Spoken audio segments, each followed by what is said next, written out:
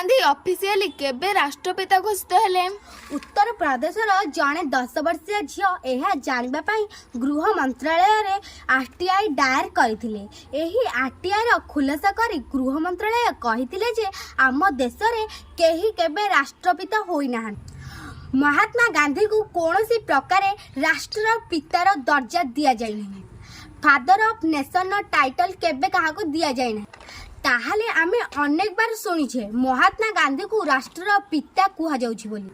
ଏହା ଏକ ଭ୍ରାନ୍ତି। ଆଧିକାରିକ ରୂପରେ ମହାତ୍ମା ଗାନ୍ଧୀ ରାଷ୍ଟ୍ରର ପିତା ନୁହନ୍ତି। ଏମିତିକି ରାଷ୍ଟ୍ରର ପିତା କିଏ ହୋଇପାରେ? ରାଷ୍ଟ୍ରର ସୁପୁତ୍ର ହୋଇପାରନ୍ତି।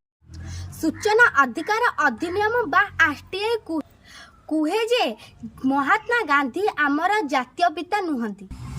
ଆମ ଦେଶରେ ଏ ପ୍ରକାରର ଅଫିସିଆଲି ଟାଇଟଲ ଦିଆଯାଇନାହିଁ ଏବଂ ସମ୍ବିଧାନର ଅନୁଚ୍ଛେଦ 18 କୁହେ କେବଳ ସେନା ସମ୍ବନ୍ଧିତ ଏବଂ ଏଜୁକେସନ ସମ୍ବନ୍ଧିତ ଟାଇଟଲ ଦିଆଯାଏ।